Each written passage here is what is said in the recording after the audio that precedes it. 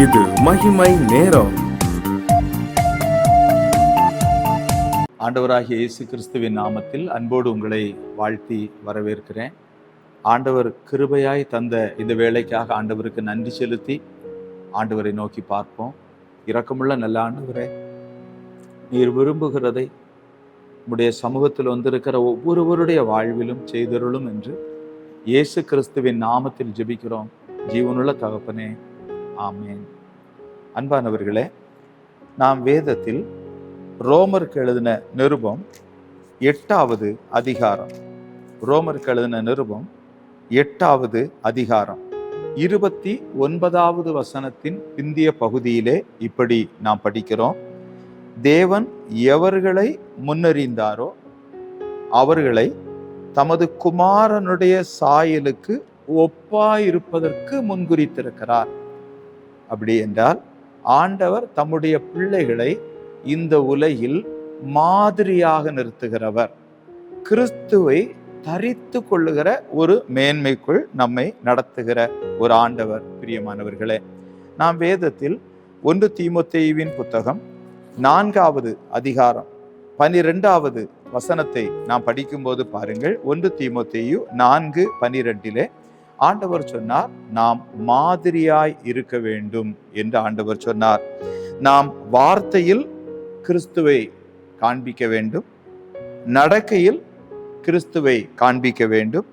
அதே போல ஆண்டவர் அன்பில் கிறிஸ்துவை காண்பிக்க வேண்டும் என்று எதிர்பார்ப்போடு நம்மை பார்க்கிறார். குமாரனுடைய சாயலுக்கு ஒப்பாக நம்மை மாற்றுவதற்காக சிலுவையிலே மிகப்பெரிய கிரயத்தை செய்த ஆண்டவர் நம் ஒவ்வொருவருடைய பாவங்களையும் சுமந்து தீர்த்து உயிரோடு எழுந்து பரலோக ராஜ்யத்திற்கு எழுந்தருளின ஆண்டவர் தம்முடைய ஆவியினால் நம்மை நிரப்பி குமாரனுடைய சாயலை நம் ஒவ்வொருவரிலும் கொண்டு வரும்படி வந்திருக்கிறார். அன்பிற்குரியவர்களே, இந்த வேதத்தில் யோவான் எழுதின சுவிசேஷம் 15வது அதிகாரம், யோவான் எழுதின சுவிசேஷம் 15வது அதிகாரம் 12வது வசனத்தை கவனியுங்கள். யோவான் 15:12 நான் உங்களில் அன்பாயிருக்கிறது போல, ஆமேன், நீங்களும் ஒருவரில் ஒருவர் அன்பாயிருக்க வேண்டும் என்பதே என்னுடைய கற்பனையாயிருக்கிறது. ஆண்டவர் என்ன சொல்லுகிறார்? நான் உங்களில் அன்பாயிருக்கிறது போல. அப்ப இயேசு கிறிஸ்து நம்மில் அன்பாயிருக்கிறார். இதே போல நாம் கிறிஸ்துவை தரித்து கிறிஸ்துவினுடைய அன்பை நாம் ஒருவரில் ஒருவர் காண்பிக்க வேண்டும் என்பது தேவனுடைய சித்தமாயிருக்கிறது. ஆகவே ஆண்டவர் நம்ம ஒவ்வொருவரை பார்த்து கேட்கிறார், நீ எனக்கு அன்பிலே மாதிரியாயிருக்க மாட்டாயா? என்னை இந்த உலகத்திற்கு காண்பிக்க மாட்டாயா? யோவான் எழுதின சுவிசேஷம் 13வது அதிகாரம் 34, 35 வசனங்களை கவனியுங்கள்.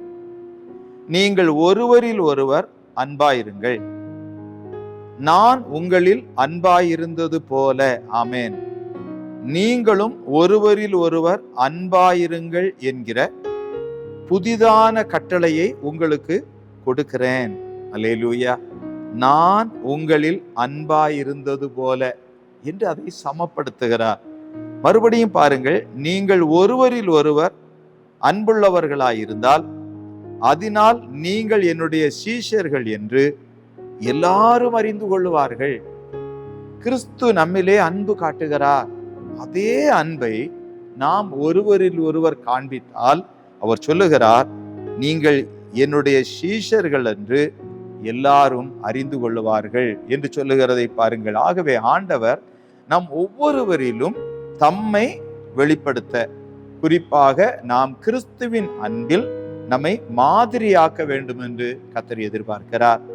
1 யோவான் 4வது அதிகாரம் 8வது வசனத்தை கவனியுங்கள். 1 யோவான் 4வது அதிகாரம் 8வது வசனம். அன்பில்லாதவன் தேவனை அறியான், தேவன் அன்பாகவே இருக்கிறார். தேவனை அறியான் என்று சொல்லுகிறார். இயேசு கிறிஸ்து நம்மில் அன்பாயிருக்கிறார். நாம் ஒருவரில் ஒருவர் அன்பாயிருக்கிற ஒரு மாற்றத்தை நம்மிலே கொண்டு வருகிறார். அப்படி நாம் அன்பில்லாதவர்களாயிருந்தால் நாம் இன்னும் ஆண்டவரை அறியவே இல்லை. தேவன் அன்பாகவே இருக்கிறார் என்று அவர் சொல்லுகிறதை பாருங்கள். இன்னும் 1 யோவான் 4வது அதிகாரம் 16வது வசனத்திலே, தேவன் நம்மேல் வைத்திருக்கிற அன்பை நாம் அறிந்து விசுவாசித்திருக்கிறோம். தேவன் அன்பாகவே இருக்கிறார். அன்பில் நிலைத்திருக்கிறவன் தேவனில் நிலைத்திருக்கிறான், தேவனும் அவனில் நிலைத்திருக்கிறார். அப்படியானால் அன்பில் மாதிரியாயிருப்பது எப்படி? அந்த அன்பிலே நிலைத்திருப்பது. தேவன் அன்பாகவே இருக்கிறார்.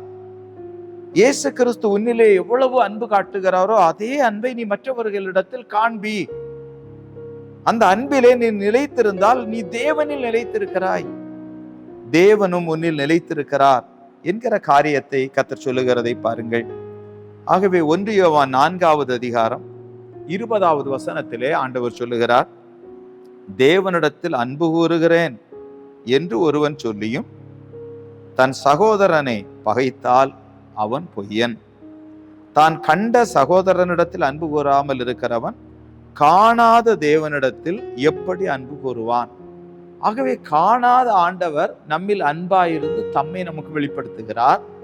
இப்பொழுது நாம் அவர் நம்மில் அன்பாயிருக்கிறது போல நாமும் அவருடைய அன்பை வெளிப்படுத்த, அந்த அன்பில் நிலைத்திருப்பதற்கு நாம் அழைக்கப்பட்டிருக்கிறோம். அன்பானவர்களே, பாருங்கள், 1 கொரிந்தியருக்கு எழுதின நிருபம் 13வது அதிகாரத்திலே கிறிஸ்துவினுடைய அந்த அன்பு எவ்வளவு அழகாக அது சொல்லப்பட்டிருக்கிறது என்று பாருங்கள்.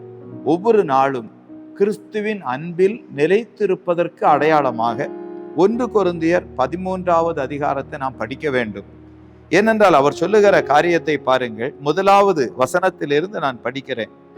நான் மனுஷர் பாஷைகளையும் தூதர் பாஷைகளையும் பேசினாலும் அன்பு எனக்கு இராவிட்டால் சத்தமிடுகிற வெண்கலம் போலவும் ஓசையிடுகிற கைத்தாளம் போலவும் இருப்பேன். அப்படியானால் ஆண்டவர் நமக்கு வரங்களை தருவார். ஆண்டவர் நமக்கு வரங்களை தந்தாலும் கிறிஸ்துவின் அன்பை நாம் காண்பிக்காவிட்டால் நாம் யார்? சத்தமிடுகிற வெண்கலம், இல்லாவிட்டால் ஓசையிடுகிற கைத்தாளம். மறுபடியும் 2வது வசனத்தை பாருங்கள். நான் தீர்க்க தரிசன வரத்தை உடையவனாயிருந்து சகல ரகசியங்களையும் சகல அறிவையும் அறிந்தாலும் மலைகளை பேர்க்கத்தக்கதாக சகல விசுவாசம் உள்ளவனாயிருந்தாலும் அன்பு எனக்கு இராவிட்டால் நான் ஒன்றுமில்லை. யோசியுங்கள். அப்படி என்னால் அன்பு நமக்கு எவ்வளவு முக்கியம்.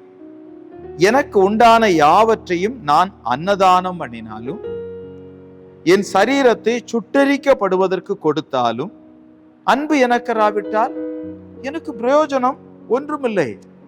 ஆகவே எவ்வளவு பெரிய கிரயத்தை செலுத்துகிறோம். ஆனால் கிறிஸ்துவின் அன்பை நாம் பிறரிடத்தில் காண்பியாவிட்டால் இவ்வளவு பெரிய கிரயம் கூட வீணாய் போயிற்று.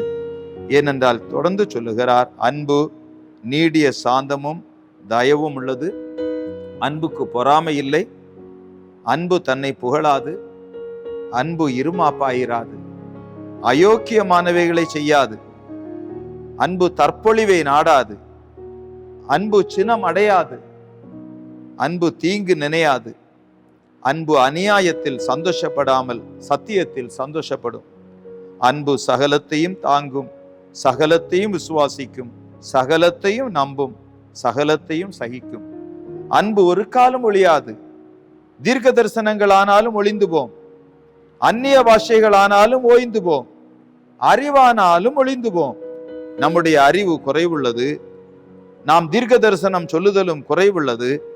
நிறைவானது வரும்போது குறைவானது ஒளிந்து போம்.